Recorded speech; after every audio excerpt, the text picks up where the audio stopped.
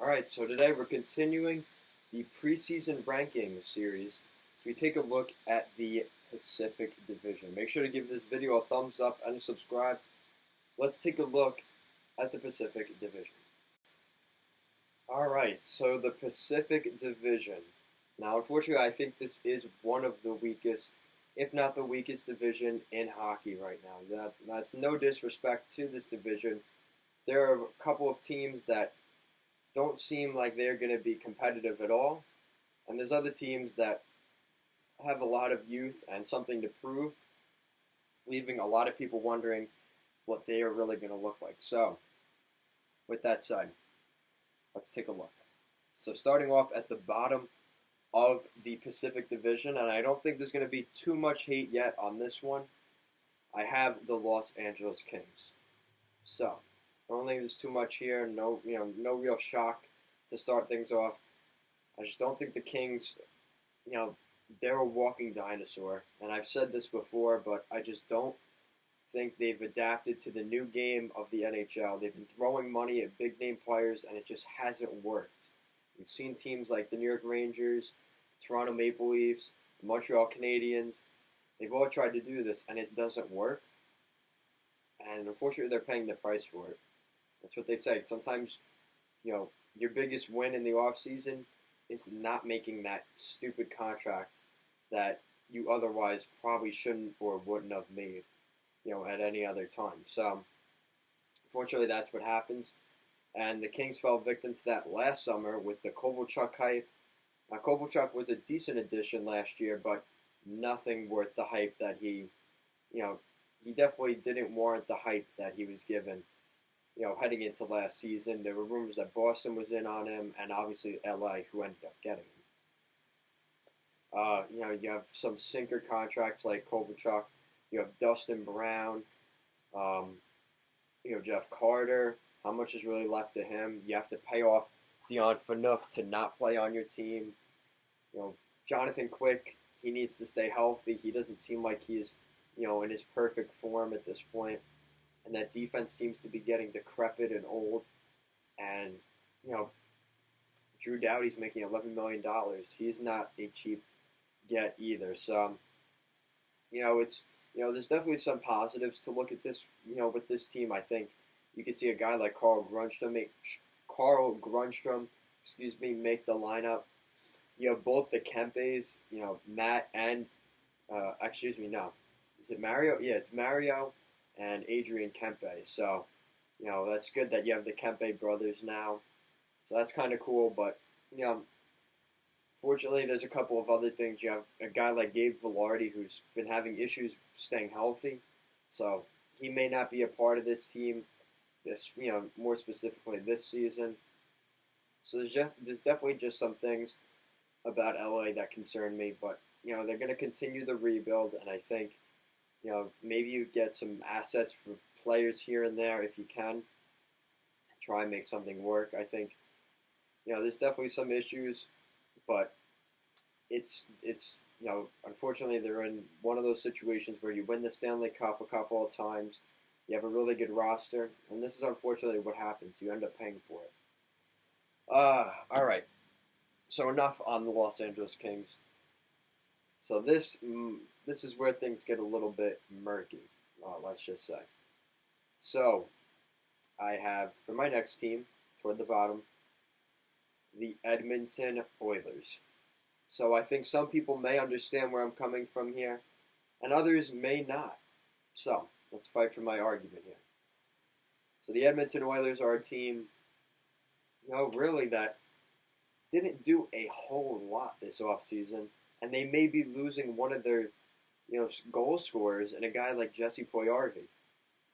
So they're not even adding that much. They're actually losing.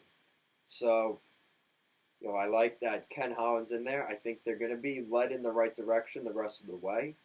But as far as right now, I don't know necessarily how I feel about the Edmonton Oilers. Now, there were rumors that they were going to get Derek Brassard, and I think that would have been a huge addition. I still don't have them making the playoffs, even if they add Derek Brassard. I think there's just too many holes in that top six, you have Draisaitl and McDavid, who are unbelievable. Let's get that out of the way. They're unbelievable players. You have Nugent Hopkins, who's a great second line center.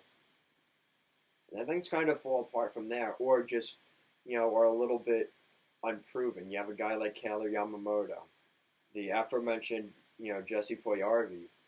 So it just leaves you, asking, what are they doing necessarily? You get rid of Lucic, you bring in James Neal, so maybe he has a resurgence. I don't know, but these are just things that we're going to be taking a look at, and it really does leave me wondering what is going on. With Edmonton. Now, I think it's smart. Holland's not going to make a move just to make a move. He wants the right deal, where he feels he's winning a trade. And if it's not that, he won't make that trade. You see other teams, other general managers around the league do that as well. Talking about you, Lou, with the Islanders. So it's kind of the same situation. They don't make a ton of moves, but when they make moves, more than likely they're winning that deal. All right. So that's already starting some issues because I have the Anaheim Ducks ahead of the Edmonton Oilers. Now again, let's talk about why. So I still like Anaheim's defense. Anaheim has an unbelievable defense, and again, Edmonton has some issues on the back end. Again, they have some good players like Ethan Bear coming out, but I don't know how I feel. I don't know how I feel about them yet. Anaheim, I think they have a really good group. I like Cam Fowler. I like, they lost some guys, so it's definitely going to be interesting. But I think a guy like Gooley coming in was a great pickup. Fortunately, they did lose Brandon Montour, but I do like some of the pieces they have there. They lost Pedersen, and they still have a pretty decent defensive core. So again, it's going to be, it's a reconstruction year as well for the Anaheim Ducks. But I think the big difference here is goaltending as well. I like John Gibson a lot more than, say, Jonathan Quick at this point and, the Edmonton Oilers goaltending. So, again, it's one of those things where you just have a situation in goaltending is definitely at a premium in the NHL at this point. So it's not in Edmonton's favor. So that's why I had the Ducks ahead of them. I like Anaheim's up front presence as well. I like Sam Steele. I think he's going to have another good year. I like a guy like Maxime Comtois in the lineup.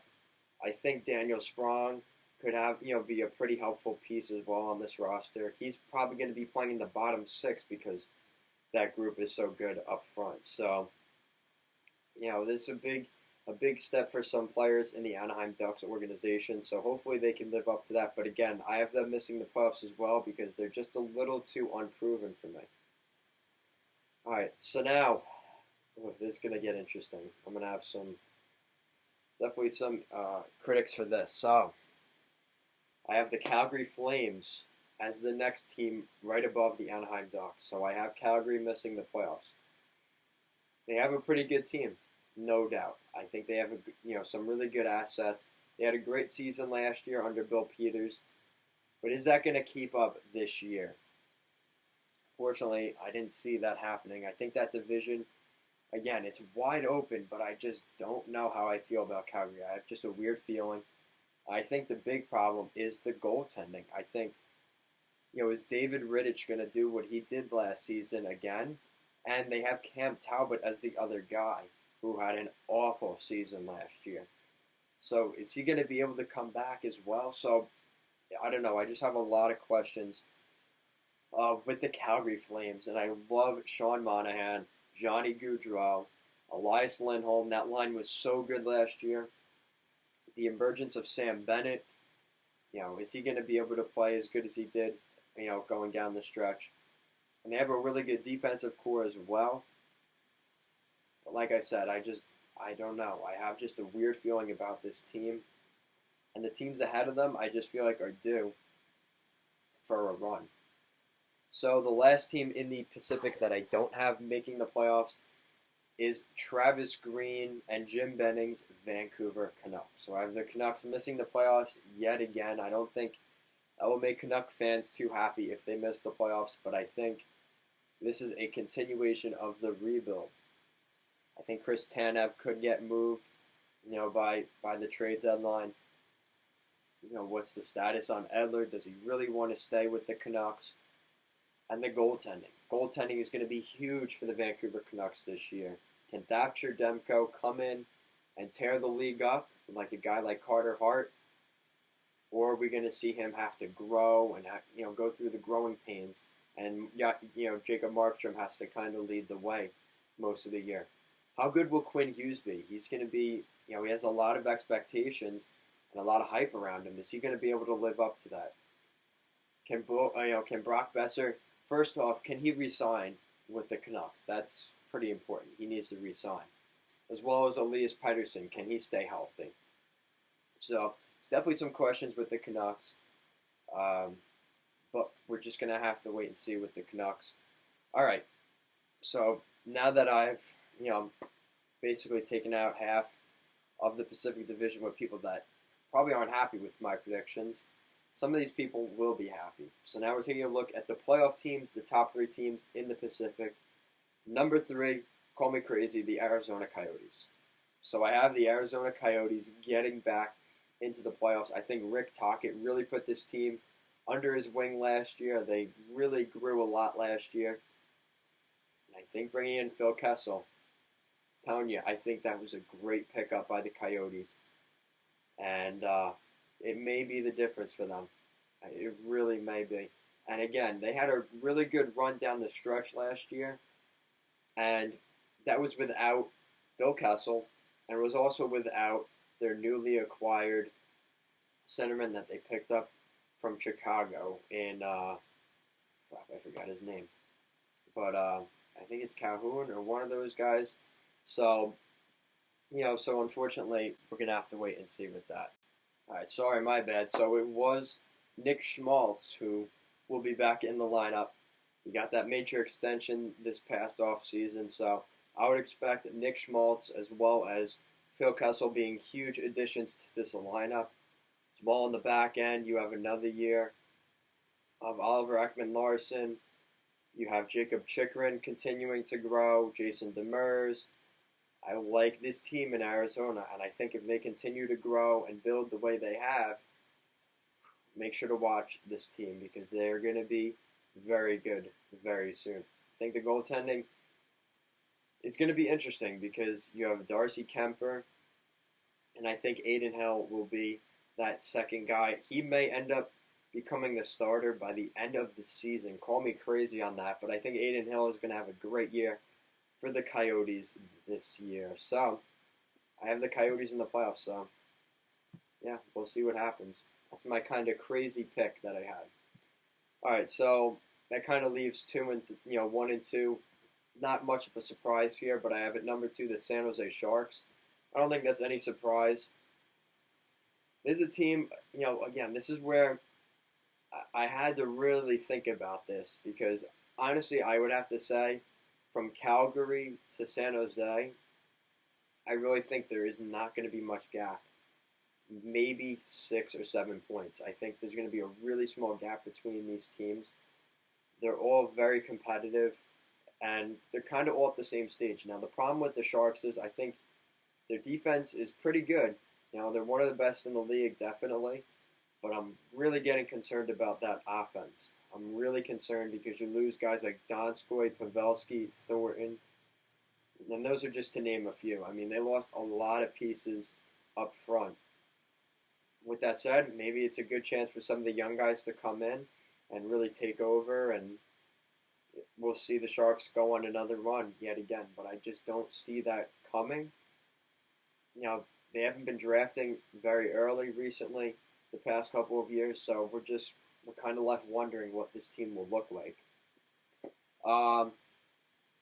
So obviously, I have Vegas winning the Pacific Division. So I think they'll be the only team that gets over 100 points in that Pacific Division. I don't think there's going to be too much of a gap, but I do think it's going to be, quote unquote, the weaker division in this year's NHL. I just think there's too many holes on all of these teams to varying degrees that I'm a little bit concerned about. Even Vegas, to some extent, they lost a lot of depth this offseason. So we're just going to have to wonder, and wait. Obviously, they're going to more than likely be bringing in Cody Glass this season. You have a full year of Mark Stone. This is a really good team as long as they can stay healthy and as long as that defense and the young kids come up and play well. I think Vegas is going to be A-OK. So let me know what you guys think of my predictions and what are your predictions on the Pacific Division. Make sure to give this video a thumbs up and subscribe. Check out our Instagram as well, @GoalLineHockey. And thank you for watching and have a good day.